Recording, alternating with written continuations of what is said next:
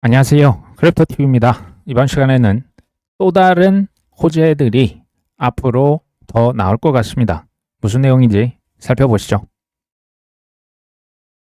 사우디에 대형 은행이 있습니다. 아왈뱅크라고 하는데요. 체인링크와 협력을 한다. 운용 자산이 1000억 달러니까 우리 돈 140조 원에 달하는 작은 규모의 은행은 아닙니다. 여기에 있는 개발자들이 체인링크의 크로스체인 상호 운용성 프로토콜, 런타임 환경 등을 개발해 활용할 수 있겠다. 제가 계속 얘기를 드리지만 가격이 아니고요. 가치를 볼 줄 아셔야 큰 수익을 가져가실 확률이 높아집니다. 가격을 보는 사람들의 질문은 이런 게 되겠죠. 그래서 호재야? 그래서 체인링크 오른다고? 얼마나 올랐어? 왜 이것밖에 안 올랐어? 요게 이제 가격을 보시면 우리가 흔히 할 수 있는 이제 그 질문이 되겠고요. 가치를 보시는 건 실은 좀 더 힘들어요. 왜? 눈에 잘 안 보입니다. 파헤치셔야 돼요. CCIP, 크로스 체인, interoperability 이제 상호 운용성이거든요. 이거는 체인 간에 서로 자산들을 호환해 줄 수 있다. 우리가 고속도로 경부고속도로 하나 지었다고 이게 다 됩니까? 여러 가지 고속도로, 국도, 지방도 다 합쳐서 경부고속도로의 교통량이 더 늘어나는 건데 인터체인지 역할 누군가 해줘야 되잖아요. 그게 이제 CCIP인 겁니다. 그래야 자산이든 스테이블 코인이든 이것들이 서로 망들끼리 왔다 갔다 할 수 있겠구나. 이거는 사우디 은행만의 어떤 필수적인 기술이 아니고 전 세계 금융기관들은 이거 다 필요하겠구나. 왜? 다 자산 토큰화 된다고 했으니까. 이 CCIP라는 기술이 채택이 되겠는데? 요게 이제 가치를 보시는 분들의 질문이 되겠습니다. 그러면 꼭 이런 얘기 또 하십니다. 그럼 지금 사란 얘기냐? 아닙니다.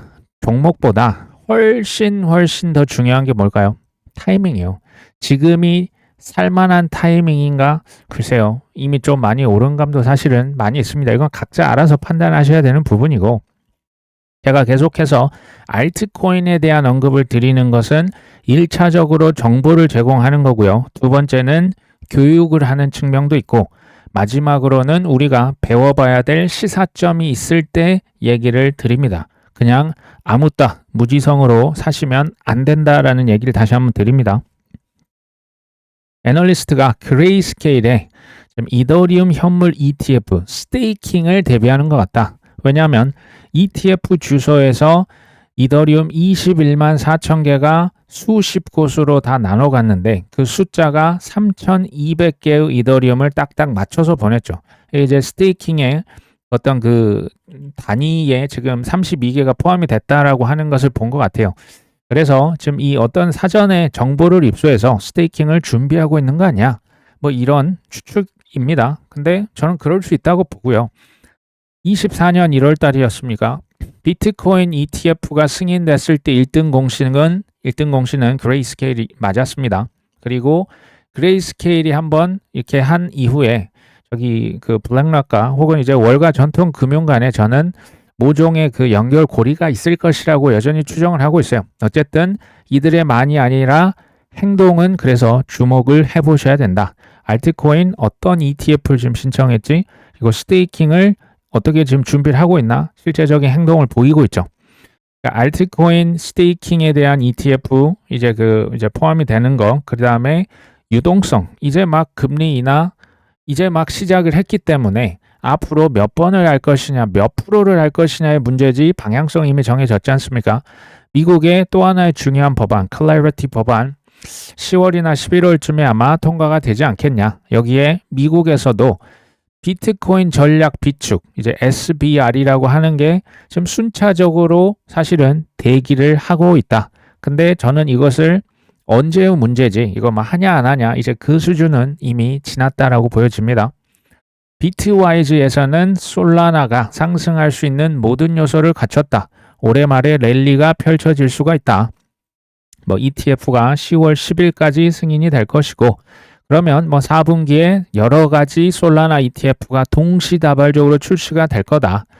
비트코인 이더리움을 봐라. 왜냐하면 ETF가 됐었고 이제 그 기관들이 전략 비축하는 데들이 막 쏟아진 다음에 그 다음 가격 오른 거 아니냐. 솔라나도 이제 비축하는 회사들이 계속 나오고 있죠. 비트와이즈는 이제 타 자산 운용사 대비해서 규모가 크진 않습니다. 근데 여기에 맷 호건이라고 하는 최고 투자 책임자가 여기에 오랜 업력을 쌓았고요. 2017년 이후로 지금 계속 주요 인사로 이렇게 활동을 하고 있습니다. 저는 인사이트가 있다라고 보여져요. 또 한 명의 이제 그 VC가 되겠죠. 크립토 전문 투자 회사 판테라 캐피탈이 있어요. 여기는 좀 더 규모도 큽니다. 여기에서도 최근에 갤럭시 디지털과 함께 솔라나에 2조 원 이상의 투자를 이미 단행을 한 바가 있습니다. 우리가 지금 이 분위기가 비트이더에서 이제 솔라나 XRP로 조금씩 넘어가고 있다라는 생각이 들죠. 비트와이즈에서 스테이블 코인 및 토큰화 ETF를 신청했습니다. 추수감사절은 올해는 11월 27일이 됩니다. 요때까지 해서 아마 승인이 될 것 같은데 이 ETF는 이제 특정 어떤 뭐 알트코인이나 주식 ETF가 아니고요. 스테이블 코인이랑 연관이 있는 그리고 토큰화, 자산 토큰화랑 연관이 있는 주식 50%, 이제 크립토 관련 자산 50%를 이제 반반씩 섞는 거죠. 양념 반, 프라이드 반처럼 주식 50%, 크립토 50% 해서 여러 가지 이제 파생 상품이라 제가 얘기를 드렸는데 ETF도 뭐 여러 가지 종류의 ETF를 입맛에 맞게 다양한 상품을 구비를 하고 있어요. 11월 27일이니까 비트와이즈의 ETF도 물론 중요하겠지만 미국의 클래리티 법안이 이제 저기 신시아 루미스 의원이 얘기를 했습니다. 트럼프 대통령에게 최종 서명하는 날짜가 11월 27일 그 전까지 될 수 있도록 마무리 짓겠다. 요게 이제 되면은 사실상 뭐 법적인 허들은 사실 사라진다라 보시면 되겠죠. 그리고요, 또 하나, 이게 이제 언급을 하시는 분이 있었는지 모르겠어요. 굉장히 중요한 미국 SEC에서 지금 그 ETF 상장에 대한 규칙을 바꿉니다. 이게 뭐냐면요, 변경된 이제 ETF 상장 기준에 따르면 미리 정의된 기준을 충족하는 모든 암호화폐는 ETP, 이제 ETF라 보시면 됩니다. 이거 그냥 아무거나 이제는 출시할 수 있고 최소 75일 안에 ETF 승인이 가능하다. 이 기준이 도입이 되면 10월 달만 돼도 이미 수십 개의 암호화폐 ETF 상품이 출시될 수가 있고 당연히 더 많은 자산 운용사들이 코인 ETF까지도 다 뛰어들 것이다. 과거를 한번 생각해 보십시오. 게리 겐슬러가 이제 그 전부터 비트코인, 이더리움 ETF를 10년 이상 연기 거절했었죠. SEC가 하나하나 ETF를 개별 검토를 하고요. 최대 240일까지 어떻게 보면 질질질 이렇게 뒤로 미루더니 마지막에 이제 퇴짜를 나섰죠. 이제부터는 어떻게 이게 변한다? 기준을 사전에 충족을 시켜서 신청을 하면 75일 이내에 그 ETF가 자동으로 승인이 된다라는 거예요. 이건 거의 그냥 푸시 버튼 누르는 거죠. 버튼 누르고 한 2달 반 정도 지나면 승인. 이 기가 막힌 거예요. ETF에 어떻게 보면 홍수가 나올 수도 있겠다라는 생각이 들고요. 과거를 잊으시면 안 되죠. 먼저 고소장부터 날리고 시작했던 SEC 아닙니까? 지금은 웬만하면 다 통과 입장이 좀 너무 많이 바뀐 것 같습니다. 아마도 이런 ETF 홍수가 나온다면 그 시가총액이 큰 메이저 코인의 ETF 혹은 여러 개 묶어서 파는 묶음형 지수 ETF들의 전 세계 돈들이 많이 또 이제 들어가지 않을까 예상을 해 봅니다. 코인 시장이 사실은 그 뭐가 먼저 가고 언제 가고 이런 것은 제가 의미가 없다고 했죠. 왜냐? 우리가 할 수 있는 부분이 없어요. 세력들 맘입니다. 지금 과거에 어떤 일이 있었는지 한번 살펴봅니다. 이제 올해 3분기에 암호화폐 재무전략 자금, 그러니까 이제 회사들이 상장 기업들이 코인을 사는 자금이 250억 달러. 이건 정말 어마어마한 자금이에요. 한 35조 정도 될까요? 근데 절반 이상이 이더리움으로 들어왔다. 지난 21년, 2년, 3년 비트코인 비축하는 회사들이 있긴 있었어요. 스트래터지나 뭐 테슬라 같은 일부 기업이 있었지만 조금 괴짜들이었죠. 그렇죠?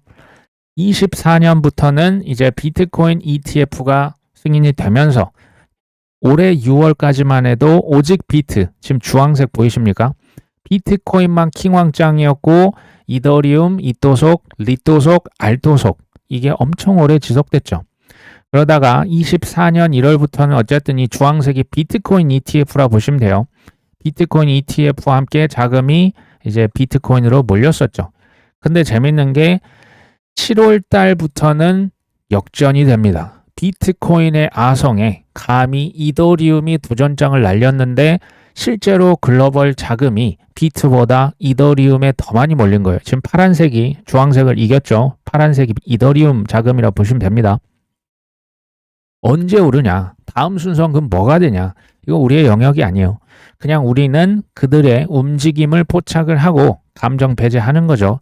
그냥 바이 더 딥 해놓고 존버하면 됩니다. 바이 더 딥 존버는 그럼 누가 할 수 있냐? 아까 제가 얘기를 드렸지만 가격에만 일희 하시는 분은 저거 못해요. 어떻게 하겠습니까? 떨어지면 도망쳐 시즌 종료야 패닉셀하고 떠나는 게 어떻게 보면 당연하겠죠. 가치를 보시는다는 것은 다른 의미로 하면 가격으로 아무리 속임수 흔들어도 속지 않으신 분들은 요거 가능합니다.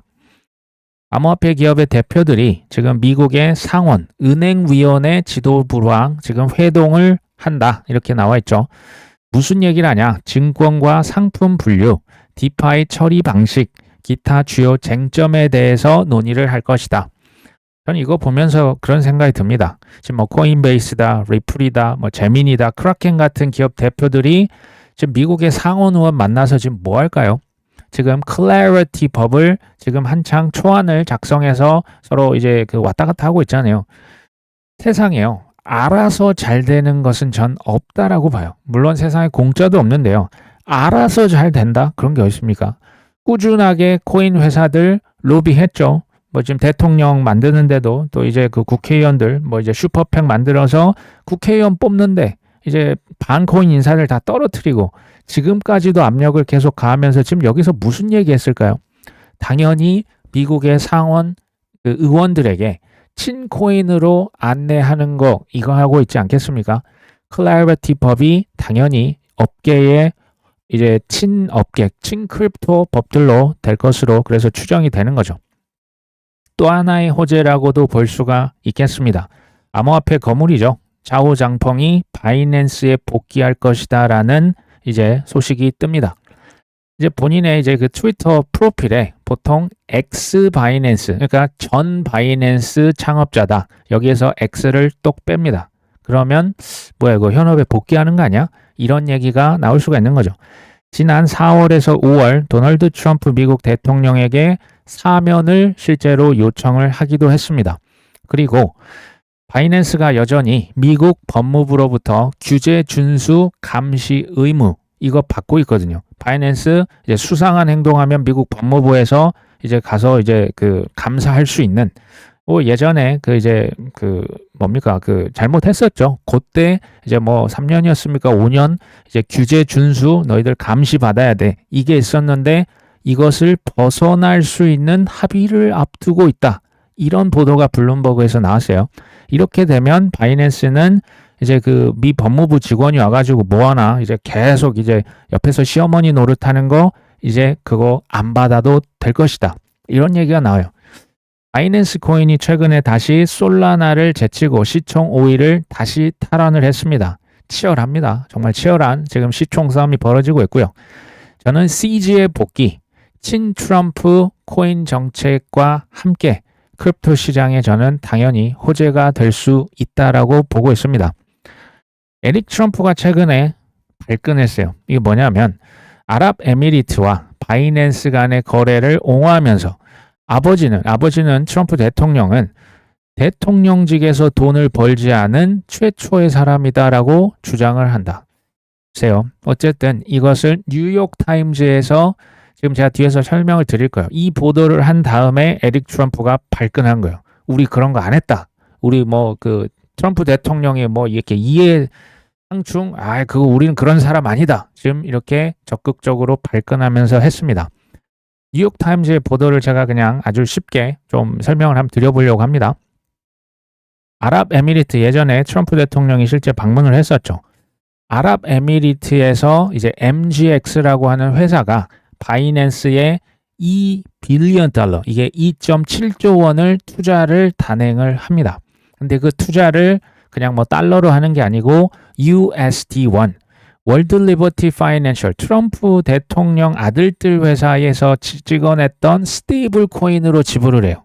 이때만 해도 올해 뭐 3월달, 4월달이니까 스테이블 코인에 대한 수요가 거의 없을 때입니다. 근데 아랍에미리트가 2.7조 원어치 우리가 이거 사가지고 바이낸스로 투자를 한 거예요. 이런 식으로 돈이 흘러간 거죠. 그러면 월드 리버티 파이낸셜에서는 나름 고마운 게 맞습니다. 그래? 그럼 내가 특별히 아랍에미리트 너희들 엔비디아 최고급 AI 칩 내가 사양 좋은 걸로 해서 수십만 개 살 수 있게 승인해 줄게. 실제 이 얘기가 이제 하달이 됐습니다. 이제 뭐 AI 칩 이제 성능 좋은 거 살려고 전 세계 지금 불이 불고 있지 않습니까? 바이낸스도 투자를 받았잖아요. 2.7조 원 적은 돈입니까? 바이낸스도 그래서 트럼프 회사에게 USD1 바로 이제 상장을 시켜주고 얼마 전 9월 1일에도 월드 리버티 파이낸셜 토큰도 상장을 시킵니다. 그러니까 오고 가는 게 있는 거죠. UAE 아랍에미리트에서 또 하나의 펀드를 만들어서 트럼프 대통령의 그 토큰 있죠. 월드 리버티 파이낸셜 토큰을 1억 달러치 또 매수를 해줍니다. 1,400억을 코인을 사줬습니다. 그리고 트럼프 대통령 이 월드 리버티 파이낸셜도 바이낸스에게 너무 받기만 하면 또 안 되죠. 바이낸스에게 미국 법무부 그 감시 받느라 좀 힘들지 않아? 요거 이제 내가 좀 합의해줘? 걷어줘? 라고 하는 게 임박한 거 아니냐? 그 기사를 방금 보셨습니다. 이런 얘기를 뉴욕타임즈에서 했으니 기분이 좋지는 않겠죠. 트럼프 대통령의 반응은 고소였습니다. 뉴욕타임즈를 고소하겠다. 근데 이름이 이거 뭐 명분이 있어야죠. 명분이 뭔가 봤더니 자신의 밈코인의 평판을 훼손했다. 미국 대통령이 할 얘기입니까? 밈코인에 네가 명예를 떨어뜨려? 그러면서 150억 달러 규모, 우리 돈 20조 원의 명예훼손 소송을 제기합니다. 그러면서 트럼프 브랜드, 부동산, 사업 가치에 있어서 막대한 경제적인 손실을 입혔다. 너희들 재판에서 붙자. 이렇게 고소장을 날린 거죠. 저는 지금 미국에서 뭐 정치 싸움, 언론과 지금 관심 없어요. 이거 관심 없습니다. 중요한 것은 우리가 투자하고 있는 코인이라고 하는 자산이 미국에 의해서 트럼프 대통령 일가에 의해서 월가의 전통 금융에 의해서 지금 이게 진행이 되고 있기 때문에 우리는 이거를 봐야만 하는 거예요. 공부를 해야만 하는 거예요. 관심 없지만, 정치에 관심 없지만. 중요한 여기서 포인트는 뭐냐? 트럼프 대통령이 이렇게 얘기한 거죠. 내 자산 증식 좀 하려는데 니들이 우리를 방해? 너희들 20조 한번 혼 좀 나볼래? 지금 이겁니다. 이게 핵심 아닙니까? 저는 사람의 심리와 우리의 본성에 대해서 뭐 역사에 대해서 공부할 필요가 있다는 주예요. 왜? 시대가 아무리 변하고 기술이 발전한들 사람의 본성이 변합니까? 전 안 변할 거라 보는 거예요. 트럼프 대통령 그 아들들 지금 뭐 저기 상무부 장관 뭐 베센트 뭐 저기 뭐 피터 틸부터 해가지고 그 사단들이 크립토 사업을 어마어마하게 이 판을 키우고 있잖아요. 사람의 본성, 심리가 이게 변하겠냐라는 거예요. 이것을 지금 뭐 잘못됐다 잘됐다가 아니에요. 우리는 이것을 똑똑하게 보고 있다면 이것을 우리의 자산 증식의 기회로 우리도 삼아야 할 이유가 있다라고 저는 보는 겁니다. 또 하나의 분석이 있습니다. 미국의 연준, 금리 개입은 코인의 호재다. 뭐 당연한 얘기인데요. 스티브 미란, 이제 뭐 연준 이사로 취임을 했거든요. 이 사람이 이 단어를 언급해요. 적절한 장기 금리. 이 단어 자체가 하나가 의미하는 바가 뭐냐? 향후에 적극적으로 연준에서 채권 시장에 개입을 할 것이다. 국채를 더 사거나 양적 완화를 더 확대하는 것. 이것을 이제는 공개적으로 언급을 하는 거예요. 적절한 장기 금리를 하면 어찌됐건 국채를 더 사고 QE를 통해서 금리를 낮게 가져갈 것이다 라고 그냥 지금 온 지 얼마나 됐다고 바로 그냥 언급하는 거예요. 지난 2년에서 3년간은 사실은 고금리였어요. 사실 강달러였고 그래서 모두가 위험을 회피하는 경향이 있었습니다. 근데 지금부터는 반대로 뒤집겠다라는 거예요. 이게 얼마나 지속될지 혹시 아시는 분 계십니까? 모릅니다. 뭐 향후 6개월, 길어지면 18개월까지도 갈 수 있다라고 봅니다. 상황을 보고 판단해야겠죠. 중요한 것은 저금리, 약달러, 위험 선호 현상으로 방향이 틀어졌다라고 보여지는 거예요. 지금 이 차트는 이제 초록색을 보시면 전 세계에 있는 중앙은행들이 금리 인하를 얼마나 더 할 것이냐, 이 퍼센티지가 딱 보시면 초록색이 쭉 올라갔죠. 지금 급등했습니다. 이거는 금리 인하를 더 세게 할 것이다 라는 걸 의미해요. 미국만이 아니고 전 세계적으로 얘기하는 겁니다. 근데 이 초록색은 하얀색의 9개월 선행 지표가 되겠습니다. 먼저 치고 가는데 하얀색은 조금 올랐지만 아직 덜 올랐죠. 하얀색은 뭐냐? 미국의 투자 심리 지수라고 보시면 돼요. 그러니까 투심이 지금 많이 억눌려 있었다가 이제 머리를 빼꼼 내밀까 말까 하고 있습니다. 앞으로 9개월간 지금 초록색과 하얀색을 보시면 거의 뭐 비슷하게 이렇게 움직이고 거의 뭐 일치한다라고 생각할 만큼 같이 가고 있잖아요. 그러면 하얀색 투심이 더 올라가지 않겠냐, 쉽게 말하면 위험 선호 현상이 더 커지지 않겠냐라고 보셔도 무방할 것 같습니다. 이것을 선반영이라도 하듯 미국의 뉴욕 증시 3대 지수 다우존스, 나스닥, S&P 500이 천정을 뚫고 계속 올라가고 있습니다. 이것을 선반영 당연히 시장은 했겠죠. 이렇게 얘기하실 수 있습니다. 근데 왜 내 알트코인은 안 오르냐?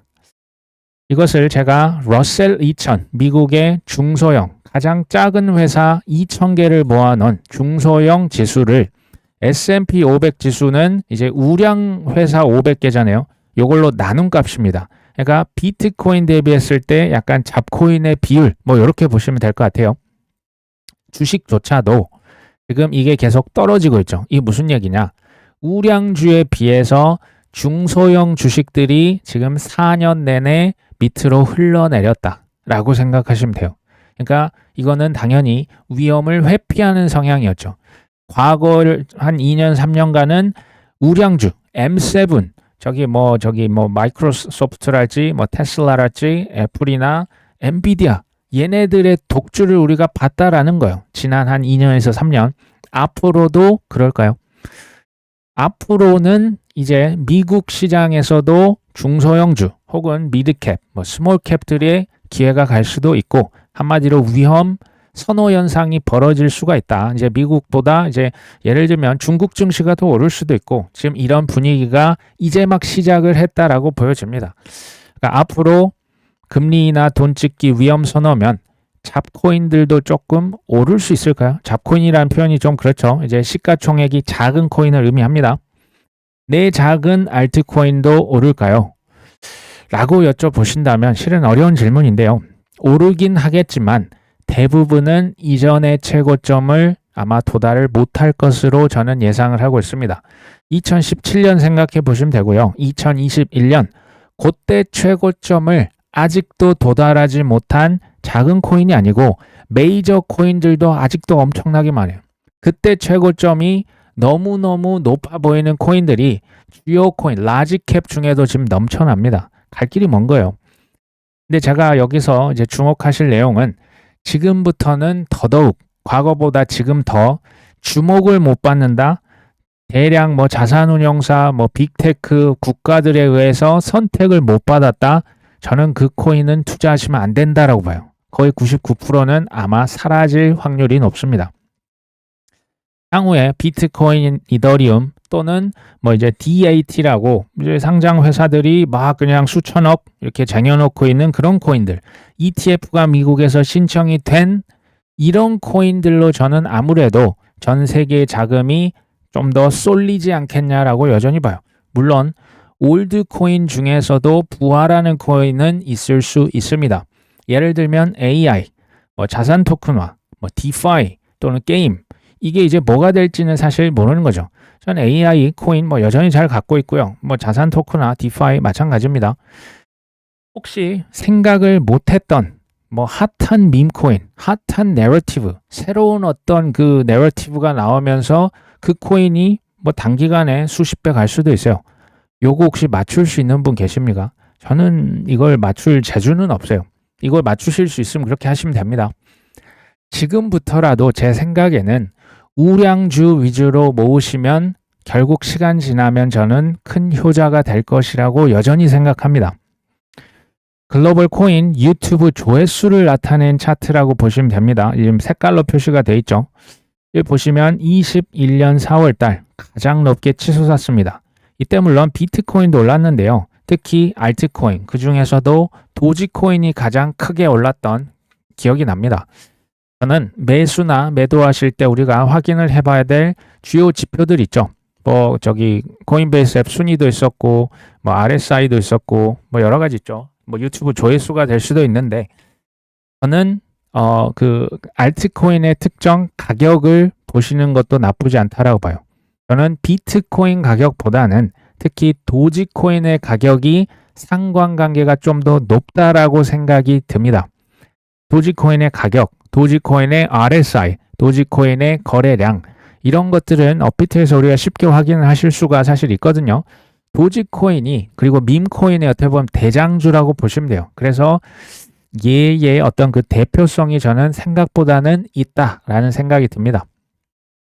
도지코인의 가격인데요. 이게 25년, 그러니까 작년 말부터 1년 내내 흘러내렸다 좀 올랐다가 다시 또 이제 이 웨지 패턴이라고 하잖아요.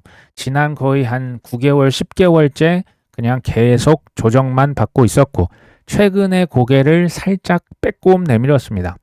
저는 작년 12월 달에 산타랠리가 올 것이라고 예상을 했습니다. 그러니까 저는 가격 예측 틀린다고 계속 이야기 드리고 있어요.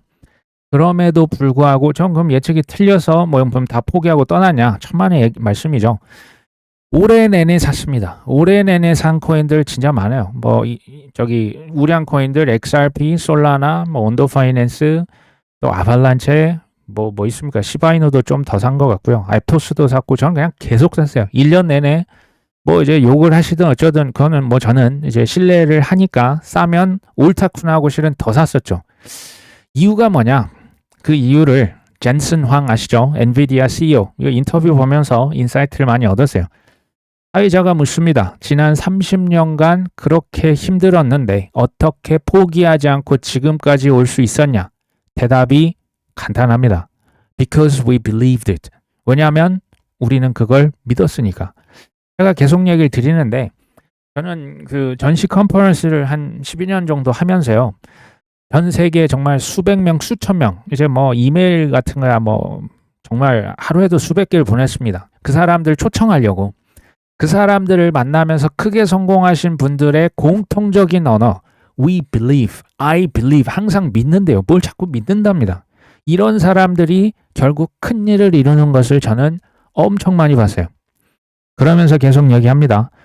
나는 너무나 확실하게 믿었기 때문에 그 길에 헌신하지 않을 이유가 없었다. 안 할 이유가 없었다. 그래서 지금 30년 당연히 넘게 엔비디아를 믿어왔고, 지금도 하루도 빠짐없이 내 일상은 똑같다.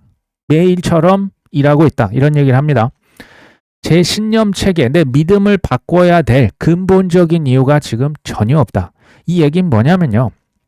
투자에 그대로 적용하면 내가 지금까지 믿어왔던 그 가정들이 있죠. 내 어떤 신념 체계가 이게 바꿔야 될 근본적인 이유, 뭐 예를 들면 뭐 창업자가 뭐 부정부패를 했달지, 아니면 뭐 이상한 그 근본적인 그 악재가 딱 터지는 순간 이거 바꾸겠다는 얘기예요. 우리가 투자할 때 정말 뚝심 있게 가야 되지만 근본적인 이유가 흔들리지 않으면 그냥 끝까지 가지만, 이게 변하면 바로 사실 바꿔 타는 것도 동시에 필요해요. 유연함도 사실은 필요합니다. 그러면서 저는 지금도 우리가 하는 일이 본질적으로 컴퓨팅의 혁신을 만들어 가고 있다고 fundamentally believe, 똑같이 지금 굳게 믿고 있다라는 얘기를 쓰죠. 그러면서 이 믿음은 이 순간에도 여전히 유효하고 오히려 그때보다 확신이 더 강하게 든다. 30년이 넘었는데요. 믿음이 더 지금 시간이 갈수록 더 커진대요. 대단한 거죠. 이러니까 뭐 세계 그 가장 훌륭한 회사의 지금 대표가 돼 있겠죠. 그래서 딱히 특별한 일이 생기지 않는 한 이 방향을 계속 고수를 할 겁니다. 굉장히 의미가 있고요. 사회자가 그래도 한번 이제 물어보는 거예요. 그래도 좌절할 수 있는 일이 수없이 닥쳤을 텐데 그러면 그때는 어떻게 하셨냐? 여기 또 똑같이 얘기합니다. 그런 상황에서도 결국 미래를 믿어야 하고 계속 자기 자신에게 투자할 수 있어야 한다. 여기서 또 believe in your future. 너의 미래에 대해서 네가 믿지 않으면 누가 믿겠니? 여기서도 똑같은 얘기를 하는 거예요. 그다음 또 똑같은 얘기. 저희는 그걸 정말 진심으로 deeply believe 했다. 믿었기 때문에 수백억 달러면 이게 살 떨리는 돈 아닙니까? 투자할 수 있었다. 그리고 재밌었다. 30년 이렇게 돌아보니 재밌었다. 즐거웠다.